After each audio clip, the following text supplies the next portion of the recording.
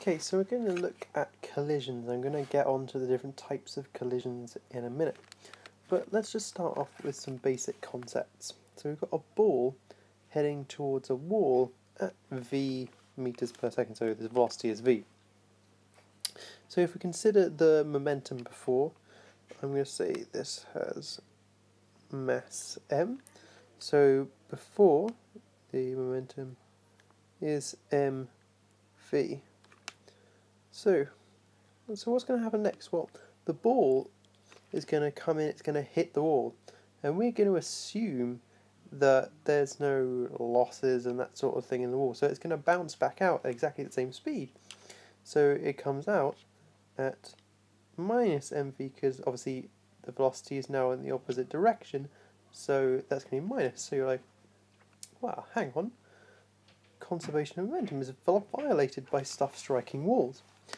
But that's not quite correct, because obviously if the momentum of the ball has changed, that must mean that the wall has basically acted on it. So there's been an impulse from the wall on the ball, and that impulse must be equal to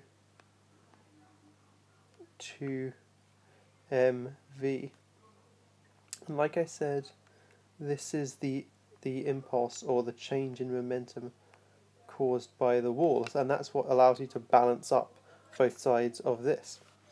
So when I was describing this, I was talking about the fact that the ball coming out at exactly the same velocity.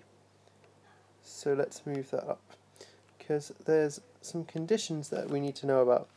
We need to know about elastic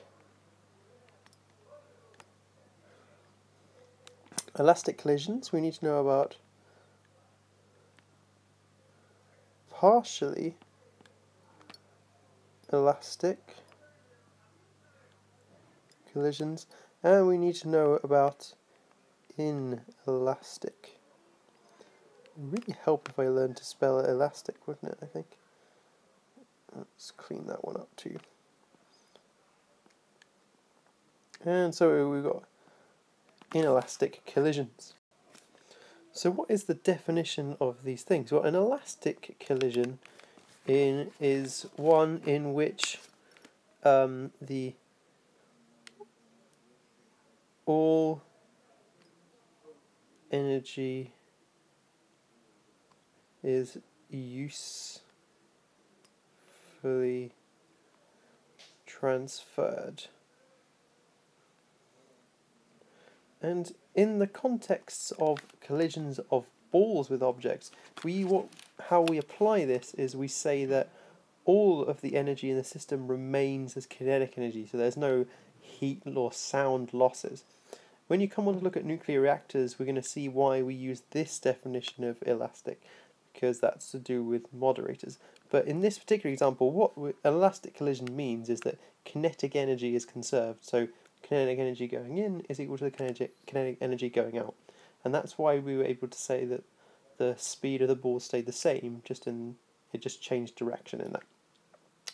A partially elastic collision is one where all of the kinetic energy is not usefully transferred. So some of it will be transferred to heat, maybe it's used to do some sort of damage on something as sound. So you're going to get a loss of kinetic energy in the system.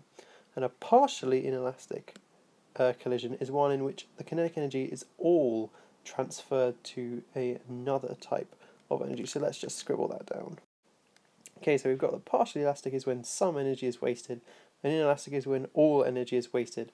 And in all three cases, we're talking about kinetic energy, because obviously this is all to do with colliding objects and stuff, so we're very interested in the kinetic energy.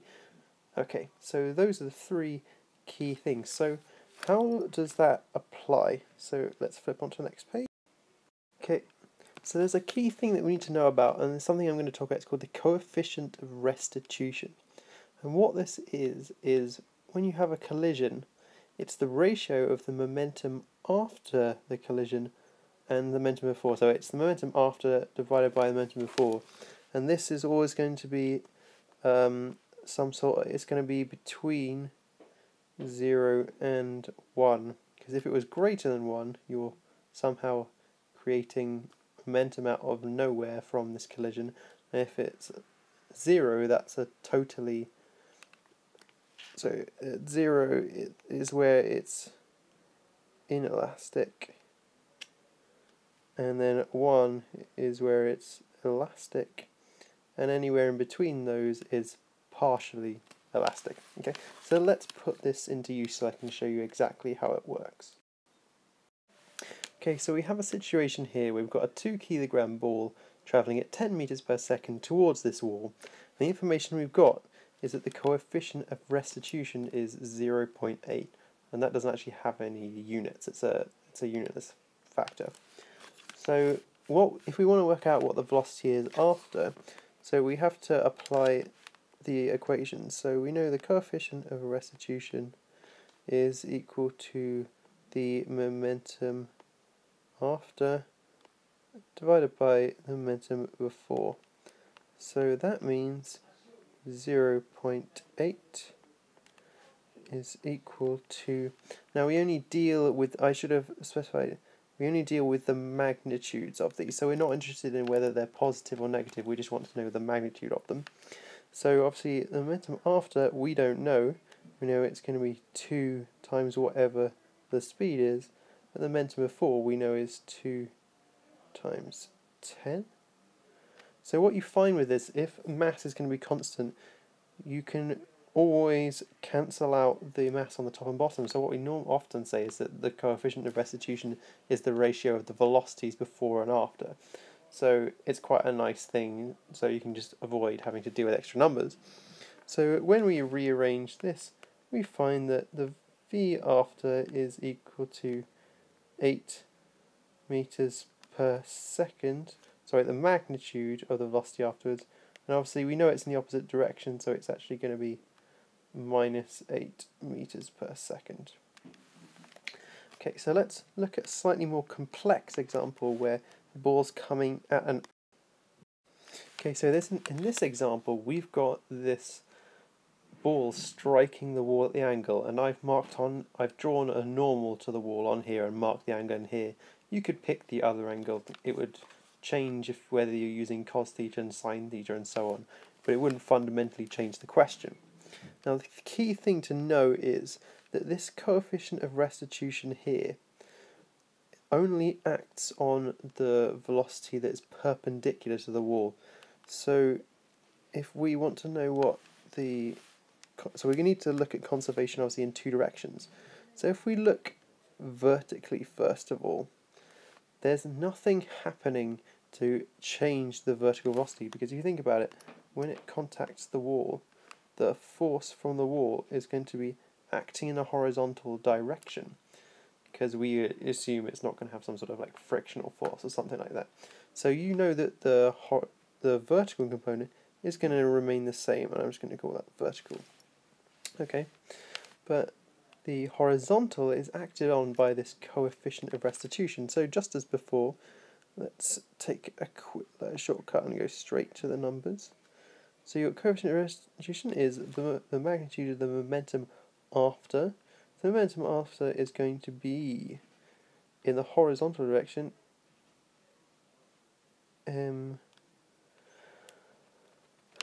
I'm going to call it, go back to this original question, so when it comes in, it's going at velocity b, and when it comes out, it's going to be going at velocity a, so va. So va cos theta is obviously this angle here is going to be theta as well, because obviously angle of incidence is equal to the angle of reflection, just like with light waves. And that's going to be over m v before, and that's going to be cos theta as well. So what we can do is we can cancel out the m's, and obviously we can cancel out these cos thetas, which is really handy. So obviously you know that you've got this nice easy ratios between them to work out what the velocities after is. And obviously we were resolving in the horizontal direction, but obviously it turns out it doesn't actually matter. You still get the ratio of the velocity before and after, which is quite handy.